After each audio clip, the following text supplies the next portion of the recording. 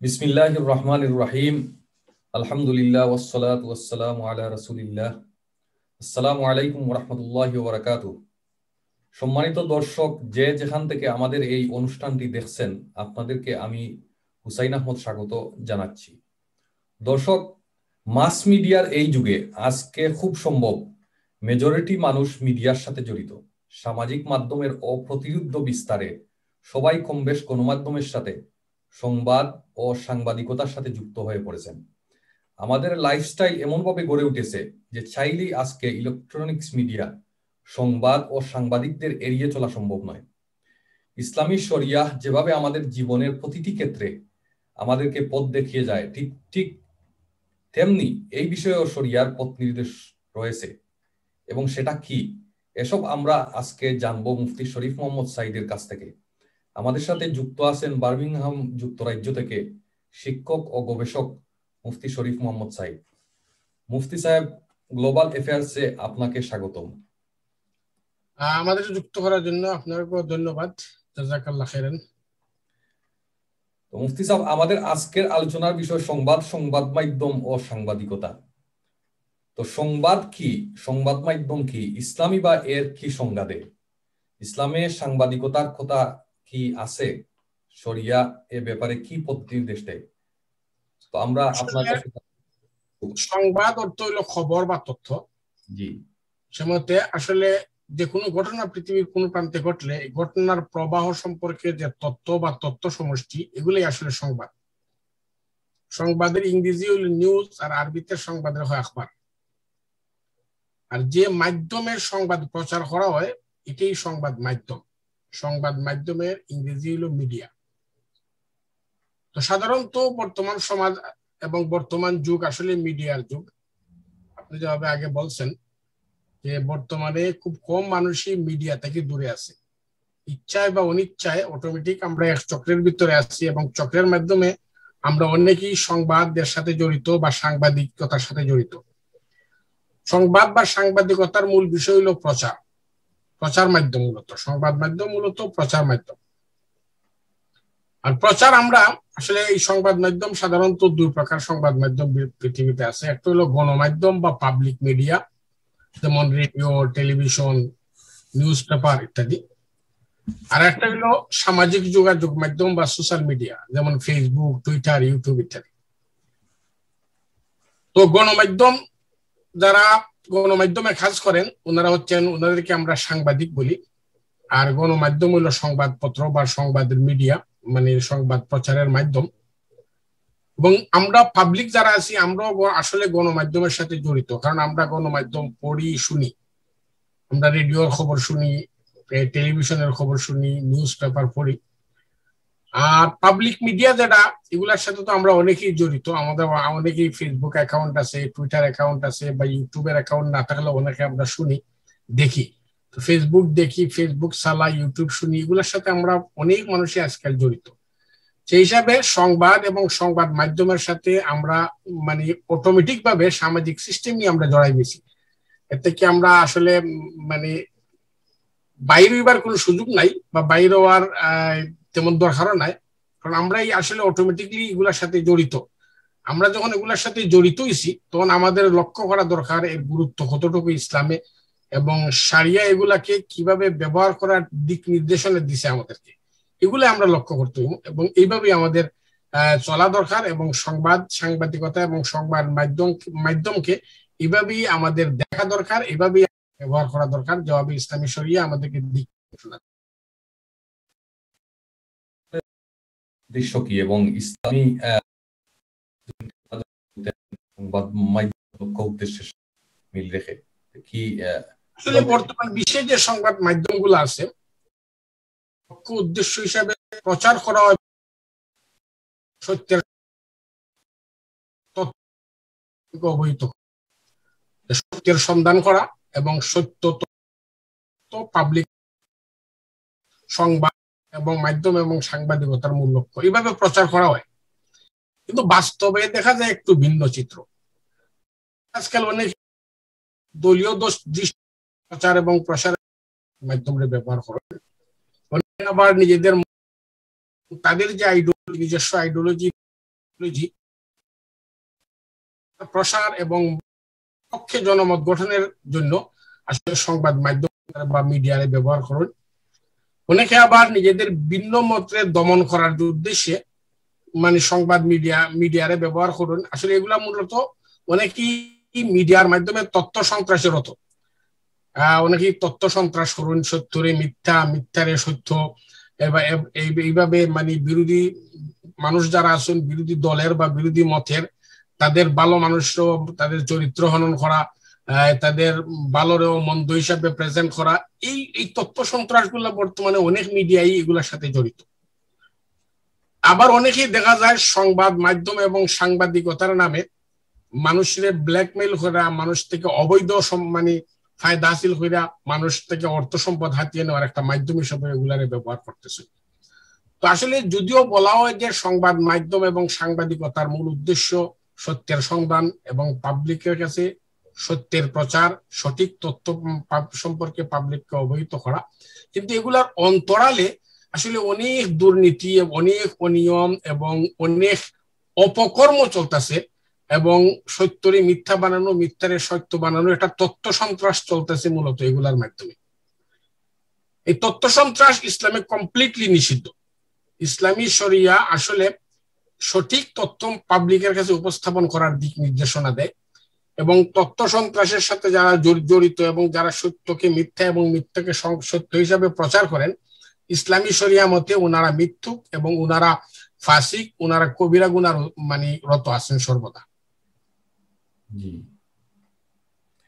তো আজকাল তো মনে হয় মানুষ ইসলামের এই নীতিমালা, সংবাদ প্রচারের যে এই নীতিমালাটা আসলে মানতেই চায় না। তো সংবাদ মাধ্যমের অন্তরালের এজেন্ডা অনেক কিছুই থাকতে পারে। তো যতটুকু আমরা বুঝতে পারলাম বা আমরা দেখি যে সংবাদ মাধ্যমের বর্তমানে কারেন্টলি যে সংবাদ মাধ্যমগুলা রয়েছে বিভিন্ন ইলেকট্রনিক্স এবং প্রিন্ট মিডিয়ায়, তারা বিভিন্ন এজেন্ডা বাস্তবায়ন করতে গিয়ে ব্যক্তিগত এবং প্রাতিষ্ঠানিক স্বার্থকে প্রাধান্য দেয় এবং বিভিন্ন ব্যক্তি স্বার্থ প্রাধান্য দেয়, এবং এটা করতে গিয়ে তারা প্রতিষ্ঠান ব্যক্তির চরিত্র হনন পর্যন্ত করতে তারা কুণ্ঠাবোধ করে না।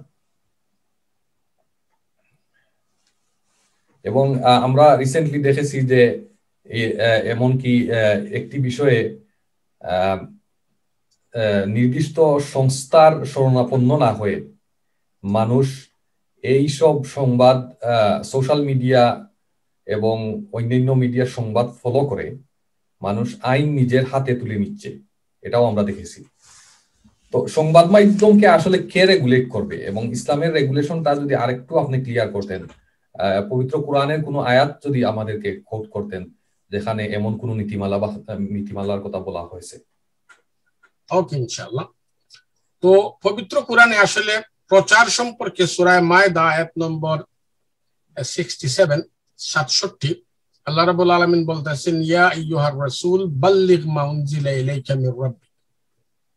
আসলে কোন জিনিসের প্রচার করা প্রয়োজন, কোন জিনিসের প্রচার হওয়া প্রয়োজন, এই সম্পর্কে আল্লাহ রাব্বুল আলামিনের সুস্পষ্ট দিক নির্দেশনা যে হে রাসূল, তোমার কাছে প্রভুর পক্ষ থেকে যা অবতীর্ণ হয়েছে তা প্রচার করো। এই প্রচারটা আসলে সংবাদ মাধ্যমে হোক অথবা মৌখিক ব্যক্তিগতভাবে হোক, সামাজিকভাবে হোক, দলগতভাবে হোক, সব দিক দা প্রচার যোগ্য যে বিষয়টা হইল প্রধান মানে এই প্রচারের যে প্রধান উপকরণটা, এটা হচ্ছে আল্লাহ রাব্বুল আলামিনের নাজিলকৃত বিষয়। আর আসলে সংবাদ মাধ্যম বা মিডিয়ার মাধ্যমে এটি আমরা করতে পারি। টেলিভিশনের মাধ্যমে আমরা আল্লাহ রাব্বুল আলামিনের নাজিলকৃত যে বিষয় আছে, আল্লাহর যে বিধান আছে, কোরআনের যে নীতিমালা আছে, এগুলা প্রচার করতে পারি, এগুলার বাস্তবতা মানুষের সামনে তুলে ধরতে পারি। আমরা সোশ্যাল মিডিয়ার মাধ্যমেও আল্লাহ রাব্বুল আলামিনের কোরআনের যে সুন্দর সুন্দর নীতিমালা আছে এগুলো আমরা প্রচার করতে পারি। আমরা যত মিডিয়া ইউজ করি না এখানে সব মিডিয়ার মাধ্যমেই আমরা আল্লাহ রাব্বুল আলামিনের বাণী প্রচার করতে পারি, এর সৌন্দর্যতা এবং এর উপকারিতা মানুষের সামনে তুলে ধরতে পারি। 2 নম্বর হইল আমরা যে নিউজ বলতে বা যে ঘটনা প্রবাহ যে তুলে ধরবো মানুষের সামনে, এই ঘটনা প্রবাহ তুলে ধরারও কিছু নীতিমালা আছে। ইসলামে কিছু নীতিমালা ঠিক করে দিছে যে কিভাবে আমরা আমাদের ঘটনা প্রবাহকে মানুষের সামনে উপস্থাপন করব। কারণ ইসলাম একটা পরিপূর্ণ জীবন আদর্শ, ইসলাম সর্বকালীন এবং সার্বজনীন। মানুষের জীবনের ব্যাপারে আইন বিধান তৈরির নীতিমালা যেভাবে ইসলামে আছে, ঠিক তদ্রূপ গণমাধ্যম, সংবাদ মাধ্যম সহ জীবনের গুরুত্বপূর্ণ প্রত্যেকটা বিষয়ের মৌলিক নীতিমালা ইসলামে ঠিক করা আছে। তো কোন ধরনের সংবাদ আমরা প্রচার করব এবং কিভাবে প্রচার করব, এর একটা নীতিমালা আল্লাহ রাব্বুল আলামিন পবিত্র কোরআনে আমাদেরকে দিয়েছেন সুস্পষ্টভাবে। যেমন সূরা নিসার আয়াত নম্বর 83, সূরা নিসা আয়াত নম্বর 83 আল্লাহ রাব্বুল আলামিন এখানে বলছেন, ওয়া ইযা জাআহুম আমরুম মিনাল আমনি আবিল খাউফি আযাউ বিহি ওয়ালাউ রাদ্দুহু ইলা রাসূলি ওয়া ইলা উলিল আমরি মিনহুম লাআলিমাহু আল্লাযীনা ইস্তামবিতুনাহু মিনহুম ওয়ালাউলা ফাদলুল্লাহি আলাইকুম ওয়া রাহমাতুহু লাত্তাবা'তুমুশ শাইতানা ইল্লা কালিলা। আল্লাহ রাব্বুল আলামিন এখানে একদল মানুষের নিন্দা করতেছেন, মানে একদল মানুষের ব্যাড হ্যাবিট, বদখাসলত বর্ণনা করতেছেন।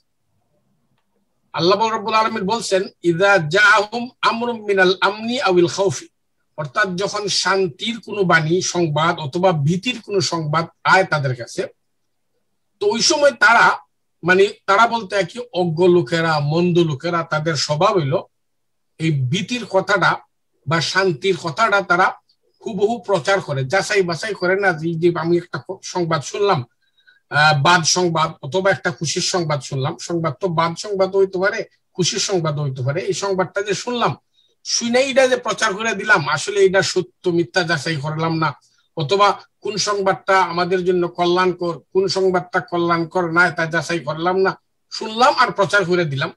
এই ধরনের মানুষের নিন্দা করা হয়েছে এখানে, যেটা আজকাল অনেক মিডিয়া করে, যে কোনো একটা সংবাদ এরা শুনলো আর প্রচার করে দিল, এটা আসলে সত্য না মিথ্যা যাচাই করতে যায় না তারা।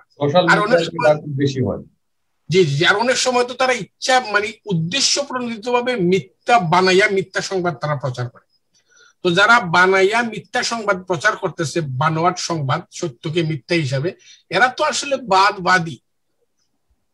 যে মানুষগুলো আসলে সংবাদের যাচাই বাছাই না কইরা, সত্য মিথ্যা যাচাই না কইরা, কল্যাণকর সংবাদ এবং অকল্যাণকর সংবাদ এগুলা যাচাই বাছাই না কইরা শুনে মাত্রই প্রচার করে, তাদেরকেও নিন্দা করা হয়েছে পবিত্র কোরআনে।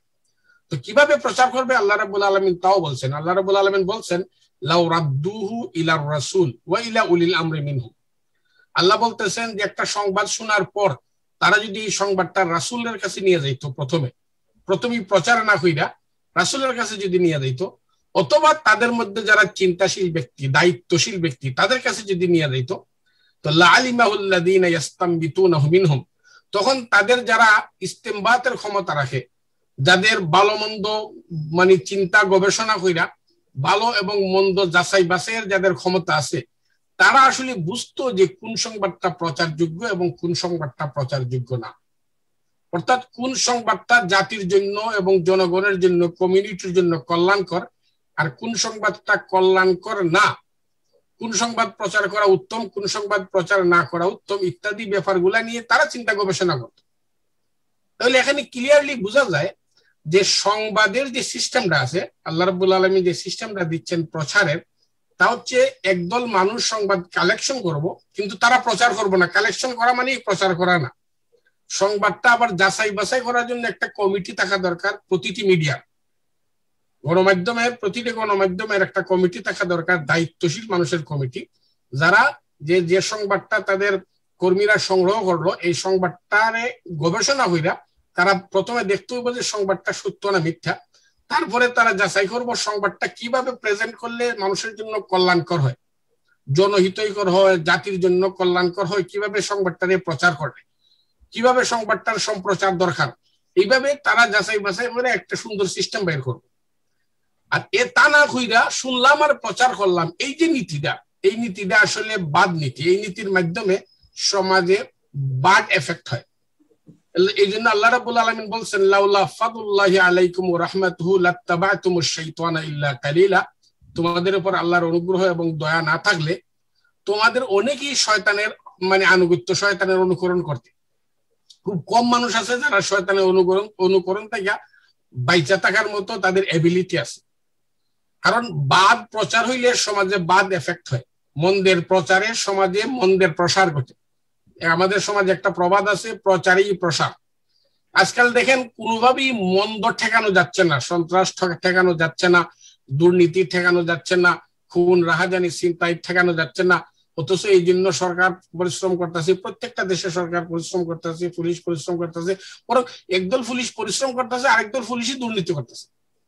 কারণ হচ্ছে সমাজে দুর্নীতির প্রচারটা খুব বেশি, খুন রাহাজানির প্রচার বেশি, আর যেহেতু বাদের প্রচার বেশি এই জন্য বাদের প্রসারও করতেছে বেশি।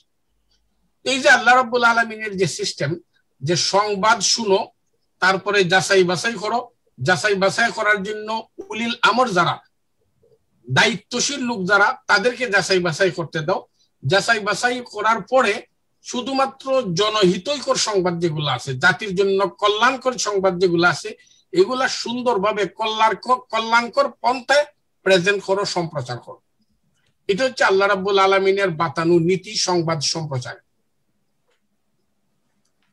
জি, আসলে দর্শক এখানে সূরা নিসার 83 নম্বর আয়াত মুফতি সাহেব তিলাওয়াত করেছেন, যেখানে বলা হয়েছে যে আসলে কোন সংবাদের প্রচারের নীতিমালা দেওয়া হয়েছে, যে সংবাদটা আসার পর সেটা ভালো হোক মন্দ হোক, শান্তির সংবাদ হোক কিংবা ভীতির সংবাদ হোক, সেটা আসার পরে সেটা দায়িত্বশীল সংস্থার কাছে, ব্যক্তির কাছে বা কোনো সংগঠনের কাছে দেওয়া হোক, এবং তারা যাচাই বাছাই করার পরে সিদ্ধান্ত নেবে যে কোন সংবাদটা আসলে প্রচার করা দরকার।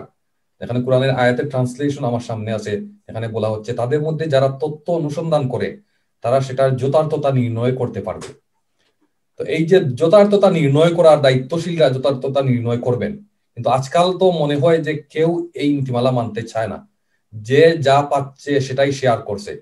সোশ্যাল মিডিয়া আমাদের জীবনে অনেক কিছু ওপেন করে দিয়েছে, অনেক কিছু জানার সুযোগ করে দিয়েছে, কিন্তু এই যে সংবাদ প্রচার করা, যা পেলাম সেটাই প্রচার করা, এই প্রচার করার মাধ্যমে আমাদের দুনিয়া এবং আখেরাতে ডিজাস্টার নিয়ে আসতে পারে। মুফতি সাহেব, আসলে এই যে মিথ্যা সংবাদ প্রচার করা, এই এই মিথ্যা সংবাদ প্রচার করার বিষয়গুলা কি রাসূল সাল্লাল্লাহু আলাইহি ওয়াসাল্লামের সময়ে ছিল?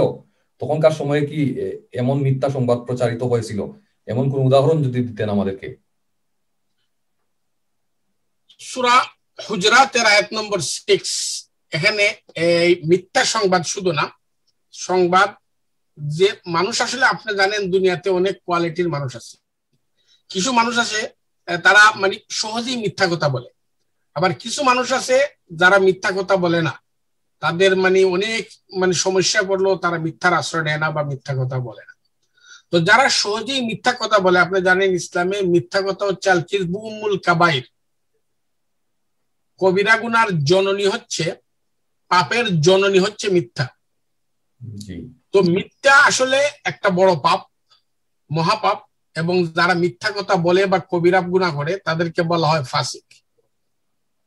ফাসিকদের সংবাদ বিশ্বাস করে কোনো পদক্ষেপ নিতে আল্লাহ রাব্বুল আলামিন সরাসরি নিষেধ করে দিয়েছেন। সূরা হুজরাতের আয়াত নম্বর 6 আল্লাহ রাব্বুল আলামিন বলছেন, ইয়া আইয়ুহাল্লাযীনা আমানু ইন জাআকুম ফাসিকুন বিনাবাইন ফাতাবায়ানু।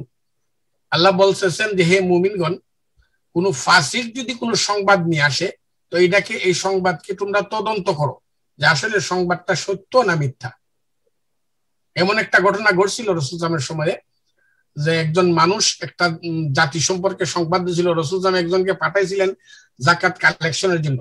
আপনি জানেন যে রাসূল সাল্লাল্লাহু আলাইহি ওয়াসাল্লামের সময়ের জাকাতের সিস্টেম এবং বর্তমানে আমরা যে পদ্ধতিতে জাকাত দিচ্ছি এই পদ্ধতি সমান না, এবং বর্তমানে আমরা যে পদ্ধতিতে জাকাত দিচ্ছি এটা মূলত ইসলামিক পদ্ধতি না, এটা আমরা অপারগ হয়ে এভাবে দিচ্ছি। আসলে জাকাতের পদ্ধতি হচ্ছে ইসলামী সরকারের জাকাত ডিপার্টমেন্ট থাকবে, এই জাকাত ডিপার্টমেন্ট বা জাকাত কমিশন মানুষ থেকে জাকাত কালেকশন করবে এবং তারা আবার জাকাত ডিস্ট্রিবিউশন করবে। তাদের কাছে লিস্টই থাকবে, যেমন বর্তমানে আমাদের ইউনিয়নে লিস্টই আছে কোন মানুষগুলা গরিব কোন মানুষগুলা ধনী। সরকার যখন কোনো অনুদান দেয় তো গরিব মানুষগুলাকে দেওয়া হয়, যদিও সব গরিব মানুষে পায় না। একটা ইউনিয়নে যদি মনে করেন 5 লক্ষ মানুষ গরিব থাকে, এতে সরকারি অনুদান আসে মাত্র 50 জন মানুষের জন্য বা 500 মানুষের জন্য, বাকি মানুষগুলা তো আর কিছু পায় না। তো যদি সরকারি জাকাত ডিপার্টমেন্ট থেকে এই মানুষগুলাকে দেওয়া হইতো, প্রত্যেকটা ইউনিয়ন পর্যায়ে যে পরিমাণ জাকাত কালেকশন হয় এই জাকাত গুলা সব গরিবদের মধ্যে সমানভাবে ডিস্ট্রিবিউশন করা হতো। জি, জাকাতটা তো ইসলামী সরকার ডিস্ট্রিবিউট করে, আজকে তো ইসলামী সরকার নাই, সরকারি নাই। জি জি জি, আজকাল তো ইসলামী সরকারি নাই। 1924 থেকে তো ইসলামী সরকার ফিনিশ দুনিয়া থেকে।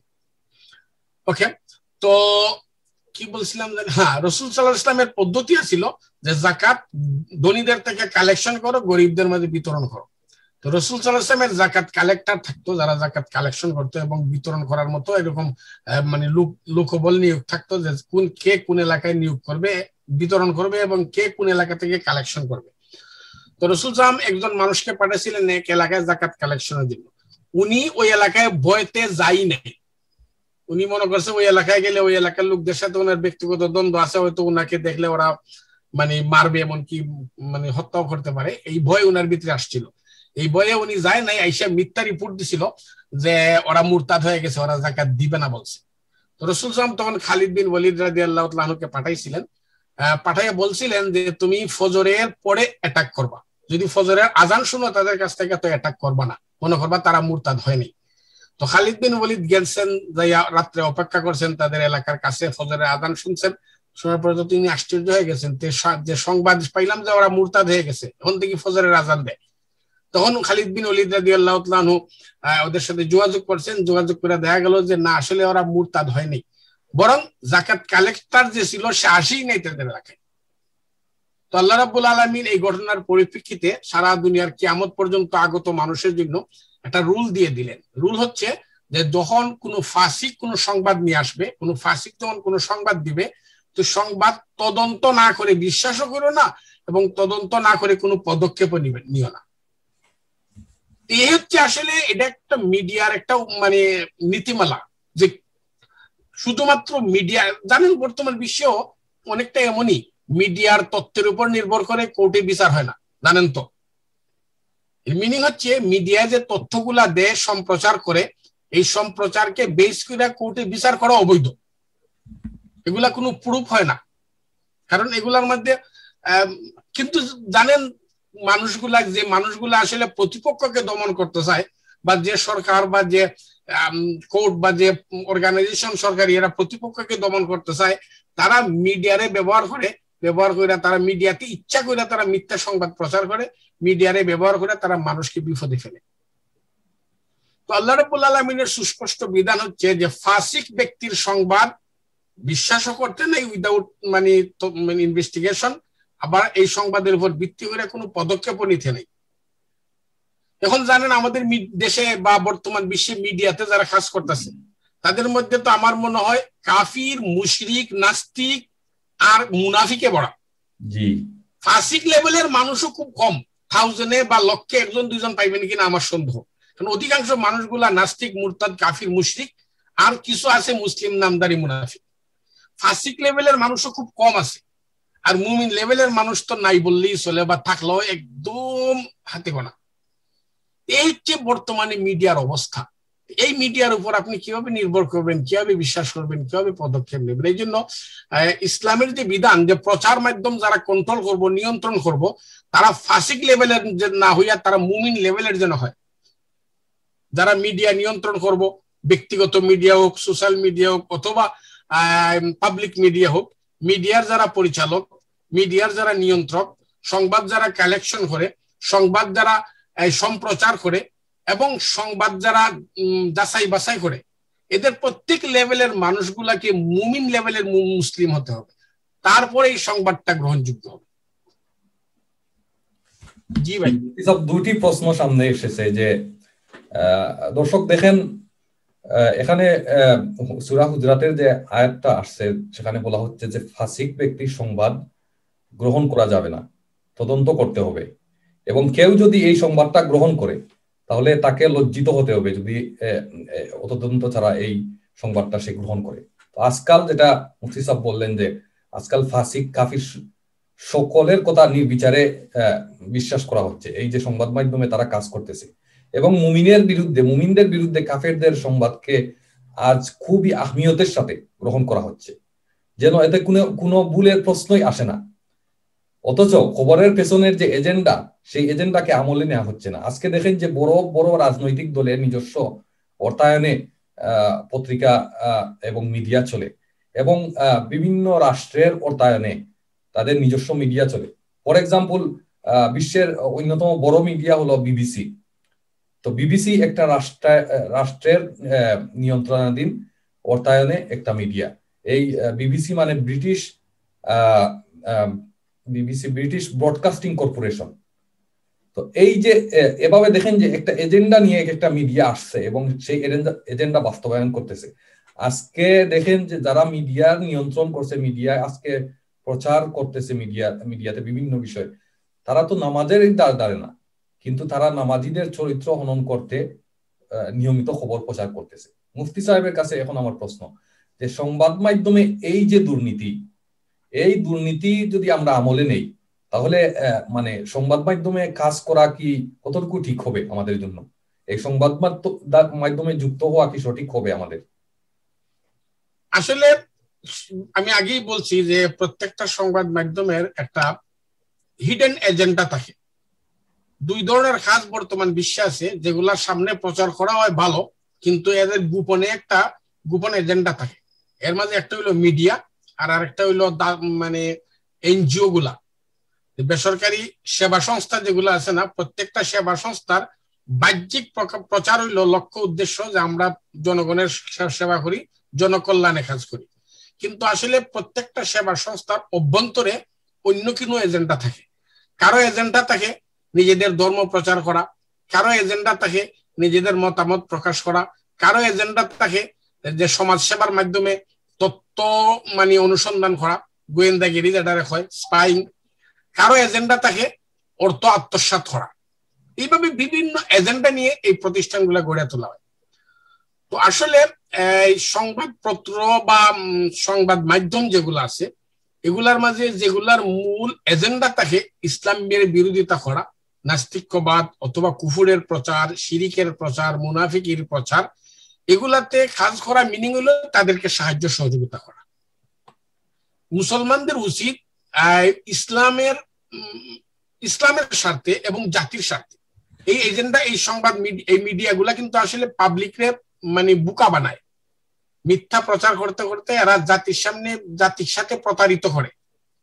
আসলে মানুষের সাথে মানুষ যাতে প্রতারিত না হয়, মানুষ যাতে সঠিক সংবাদ জানতে পারে, এই সমস্ত উদ্দেশ্যে নিয়ে, এবং সাথে সাথে ইসলামী বিরোধী যে সমস্ত মিডিয়াগুলো আছে তারা মানুষকে ইসলামের বিরুদ্ধে যে ইসলামোফোবিয়ার ক্রিয়েট করে, সৃষ্টি করেন, বা ইসলামের বিরুদ্ধে যে জনমত গঠনের চেষ্টা করেন, এদেরকে মোকাবিলার জন্য মানে সঠিক দ্বারা সঠিক তথ্য নির্ভর মিডিয়ার প্রয়োজন। যে মিডিয়াতে মুমিনগণ কাজ করবে এবং যে মিডিয়া হবে জনকল্যাণকর, সত্যের সন্ধানে, সত্যের সম্প্রচারে। যে আমরা সত্যের সন্ধান করবো, আবার সত্যের সম্প্রচার করবো, আমরা কোনো মিথ্যার আশ্রয় নিব না এই সংবাদ প্রচারে এবং সংবাদ কালেকশনে। এইভাবে যদি মিডিয়া গঠন করা যায় এবং এইভাবে যদি সংবাদ মাধ্যম তৈরি করা যায়, তাহলে আশা করা যায় যে ইসলামের উপর যে মিডিয়ার মাধ্যমে ইসলামের বিরুদ্ধে যে অপপ্রচার করা হয়, এই অপপ্রচারের সঠিক জবাব দেওয়া সম্ভব, এবং এই যারা সঠিকভাবে ইসলামের জন্য কাজ করতে চায়, মুমিন যারা দেশপ্রেমিক, যারা জাতির প্রতি শ্রদ্ধাশীল, তারাও যাতে দেশ এবং জাতির সঠিক তথ্য মানে দিয়া সাহায্য করতে পারে। জি মুফতি সাহেব, তো বর্তমানে তো ফ্রি ফেয়ার মিডিয়া আমরা দেখতে পাই না। এই যখন অবস্থা, এই যে ভ্যাকুয়াম চলতেছে, এই অবস্থায় কেউ যদি মানে সঠিক সংবাদ নিয়ে আসার জন্য মিডিয়াতে কাজ করতে চায়, তখন সেই কাজটাকে কি ধর্মীয় ডিউটি হিসেবে গ্রহণ করা যাবে, কিংবা এটা একটা সওয়াবের কাজ হিসেবে কি মনে করা যায় যে এটা একটা সওয়াবের কাজ?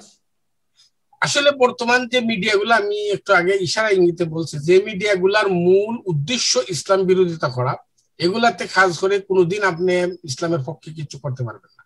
যে মিডিয়ার মূল উদ্দেশ্য মানুষকে ধোঁকা দেওয়া, এই মিডিয়াতে কাজ করে আপনি কোনোদিন সত্য প্রচার করতে পারবেন না।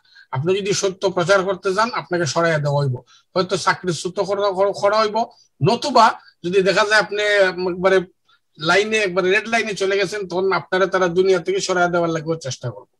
তো আসলে এগুলা আসলে করাপ্টেড, এগুলার মালিক করাপ্টেড, কমিটি করাপ্টেড, দায়িত্বশীলরা করাপ্টেড। এগুলার ভিতরে ঢুকে আপনি কিছুই করতে পারবেন না, রাইট সংবাদটা পর্যন্ত প্রচার করতে পারবেন না। এই জন্য প্রয়োজন রাইট মানুষ দ্বারা মানে প্রতিষ্ঠিত এবং প্রচারিত রাইট মাধ্যমগুলা। জি, মানে নিজস্ব বলয় থাকি এগুলা তো মানে প্রথম থেকে এগুলা তৈরি করতে হবে। তারপরেও বর্তমান বিশ্বে যেহেতু কমপ্লিটলি তাদের নিয়ন্ত্রণ, এই জন্য টিকা থাকাটাও কঠিন, চ্যালেঞ্জের সম্মুখীন, চ্যালেঞ্জের মুখোমুখি। কারণ হইলো যে তারা দুর্নীতিবাজরা বর্তমানে সমাজের হর্তাকর্তা, তাদের পিছনে শয়তান মানে বড় বড় যে সমস্ত শয়তানরা আছে এদের সাপোর্ট থাকে তাদের পিছনে, এবং অনেক সময় অনেক সরকারেরও সাপোর্ট থাকে তাদের পিছনে। কারণ হচ্ছে এই শয়তানি পথে বা ইসলামের বিরোধিতা করতে যাইয়া দেখা যায় বড় বড় সরকারদেরও এদের পিছনে কি থাকে, সাপোর্ট থাকে, শেল্টার থাকে, এদের পিছনে সবকিছু থাকে। আর আপনার স্রোতের অপোজিটে চইলা আপনার লাগে দাঁড়াইয়া থাকাটা কঠিন, আপনার লাগে টিকা থাকাটাই কঠিন। তারপরেও এই কঠিন পরিস্থিতিতে টিকা থাকতেই যদি কিছু করতে চাই। জি, আমাদেরকে ইসলাম প্রচারে অবশ্যই এগিয়ে আসতে হবে। দর্শক এবং মুফতি সাহেব, আমরা আমাদের প্রোগ্রামের শেষ পর্যায়ে, সর্বশেষ আপনার কি কোনো বক্তব্য আছে? না থাকলে আমরা আজকের অনুষ্ঠান এখানেই শেষ করে দেবো ইনশাআল্লাহ। শুধু একটা আয়াত আমি সর্বশেষ তিলাওয়াত করি, আয়াত সূরা নিসা আয়াত নম্বর 148। আল্লাহ রাব্বুল আলামিন বলছেন, লা ইউহিব্বুল্লাহুল জাহরা বিসসুই মিনাল কওল ইল্লা মান যুলিম। আল্লাহ রাব্বুল আলামিন বলছেন যে মন্দের প্রচার আল্লাহ পছন্দ করেন না, মন্দের প্রচার আল্লাহ পছন্দ করেন না। প্রচার হবে ভালো জিনিসের, কল্যাণকর মানে সংবাদই প্রচার হবে। যে সংবাদটা জনহিতৈকর না, যে সংবাদ সমাজে মন্দর প্রসার ঘটাবে, এমন সংবাদ প্রচার না করাই উত্তম, কারণ প্রচারেই প্রসার ঘটে। হ্যাঁ, ইল্লা মান যুলিম, তবে যদি কোনো মানুষ অবিচারের সম্মুখীন হয়, অত্যাচারিত হয়, কারো উপর যদি অবিচার করা হয়, তখন সেইটা প্রচার করবে। কারণ অবিচার, জুলুম যারা করে, যারা জালিম, যারা অবিচারী, যারা অত্যাচারী, তাদের অত্যাচার প্রচার না করলে তাদের অত্যাচারের প্রতিকার করা মানে কঠিন হয়ে যায়। এই জন্য অত্যাচারিত যারা আছেন, মজলুম যারা আছেন, এই মজলুমদের জন্য জালিমদের বিরুদ্ধে প্রচার, যাতে জালিমদের বিরুদ্ধে সঠিক পদক্ষেপ নেওয়া যায় এবং এদের বিরুদ্ধে জনসচেতনতা তৈরি করা যায়। এই জন্য জুলুম এবং জালিমদের বিরুদ্ধে প্রচার হবে। কিন্তু মাজলুমের ক্ষেত্রে আজকাল মানে প্রচারটা এমন ভাবে করতে হবে যাতে এই প্রচার বা এই সংবাদের মাধ্যমে কোনো মানুষের জীবন ঝুঁকিতে না যায় বা কোনো মানুষের ইজ্জত সম্মান নষ্ট না হয়। জি, মুফতি সাহেব, অত্যন্ত গুরুত্বপূর্ণ একটা পয়েন্ট আপনি নিয়ে এসেছেন এখানে। আমরা যারা অল্টারনেটিভ মিডিয়া নিয়ে আসতে চাই, আমি রিসেন্টলি খেয়াল করেছি যে নতুন নতুন মিডিয়া যারা নিয়ে আসতেছেন এবং বলতেছেন যে এই ফ্রি এবং ফেয়ার মিডিয়া না থাকার এই যুগে আমরা সামথিং নিউ করতে চাই, আমরা ভালো কিছু নিয়ে আসতে চাই, কিন্তু দেখা গেছে যে তারাও স্রোতের মধ্যে গা ভাসিয়ে দেন। তারা ভাইরাল, পপুলার হওয়ার জন্য এমন অনেক মন্দ নিউজ এবং আজগুবি খবর প্রচার করেন। আমরা আপনাদেরকে সতর্ক করে দেব যে আপনারা এ থেকে বিরত থাকবেন। প্রয়োজনে আপনারা কম নিউজ প্রচার করেন, কম ভাইরাল হন, তারপরেও যেন আপনাদের নীতিটা শক্ত করে ধরে রাখতে পারেন। এই আশাবাদ ব্যক্ত করেই আজকের অনুষ্ঠান এখানেই শেষ করবো ইনশাল্লাহ। দর্শক, অসংখ্য ধন্যবাদ আলোচনাটি শোনার জন্য। সামনের অনুষ্ঠানগুলি শোনার আমন্ত্রণ জানিয়ে আজকের মতো এখানেই বিদায় নিচ্ছি। আসসালামু আলাইকুম ওয়া রাহমাতুল্লাহি ওয়া বারাকাতুহু।